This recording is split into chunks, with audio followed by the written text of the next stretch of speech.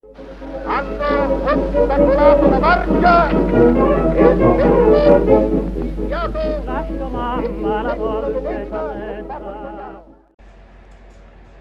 Hello everybody, Panzer King here, back here in the Lion's Den for Operation Winter Solace, Italy's turn 11.5. So I watched 11.4, Fortress Jinx's channel. I saw what he did for Britain and France.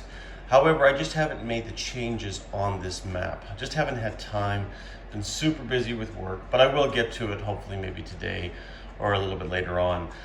But I figured I'd shoot Italy's turn and just show you what Italy plans to do this turn, which is not a lot because once again, Italy is not declaring war, but Italy is going to, however,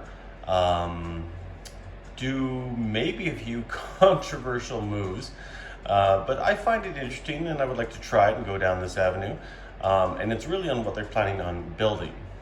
But I'll get to that in a second. First, we'll roll our technology rolls. Now, Italy is going to roll a black and a white dice for improved construction and improved factories. We already have wartime income, but that is very useless to us. So we're going to see if we can move the board along with these two. So let's call black improved factories, white improved construction. And there you go. Once again, twos. I mean, yeah. Let's just try. There you go. So now that would have been a successful roll, but it doesn't work like that. So Italy does not move up the board again. It's just maybe it's just Italy's luck. Italy always seems to suffer in some way or shape or form. However, Italy did get some Lend-Lease, and it got some Lend-Lease from Russia of all places. People may think this is surprising, but this little fighter up here in northern Italy came from the Russian factories in Smolensk and is a gift from the USSR to Italy. And people may wonder what shenanigans the Russians and the Italians are doing.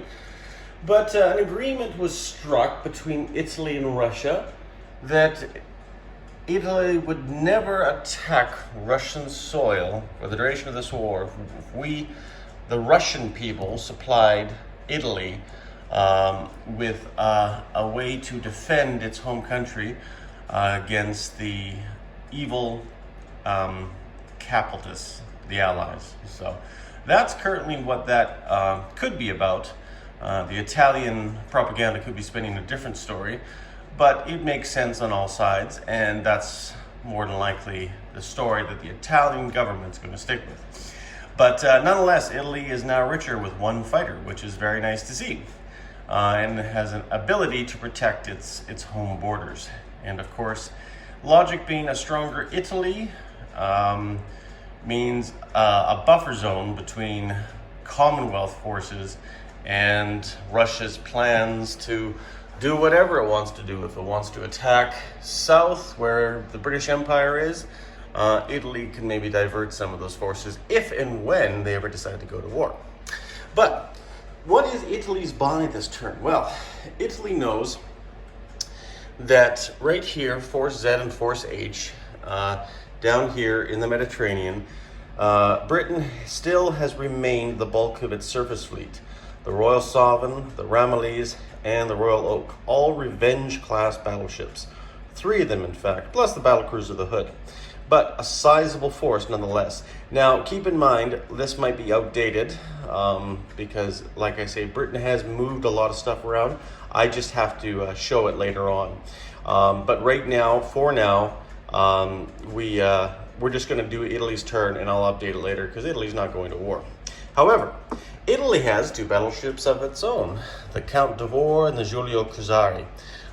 2 nice, proud, magnificent battleships, but Italy has no more capital ships than that. So, the Italian Empire has decided, in lieu of this mighty gift from the Russians, to build 2 more capital ships, or at least start. And we are going to lay them down today. And we are going to build 2 fleet carriers. And people are going to say, whoa, why not build battleships? Those are useless. Well, Italy has a chance now to build some carriers, which in many games rarely ever gets a chance. But also, these carriers are very important because they are interesting ships. This one is our Sculpt from Axis and Allies, and you can see this is the Aquila class. And over here, this one's from Historical Board Gaming. This is the Sparvero, I believe, and I could be murdering these names, but you guys get it. It was a liner that was converted to a carrier during the Second World War.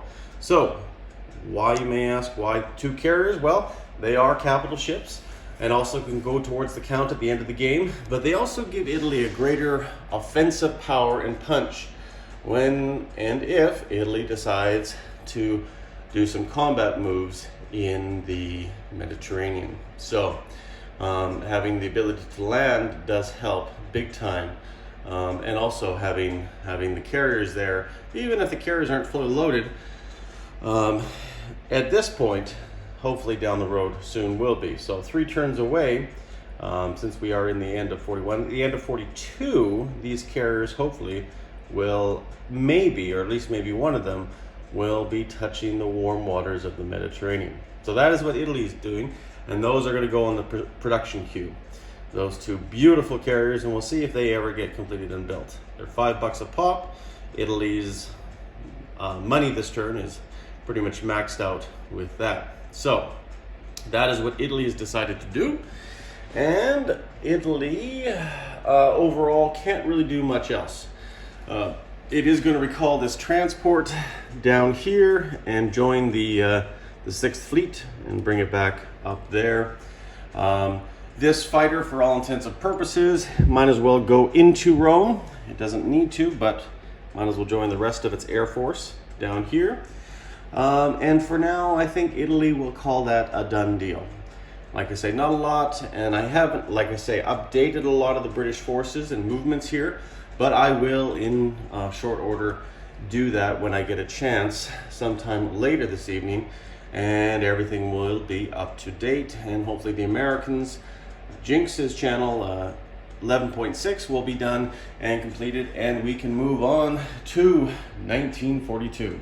So, anyways guys, Panzer King here in the Lion's Den, signing off. You guys all stay classy, and hopefully you will see more action with Italy in the future. Take care, everyone.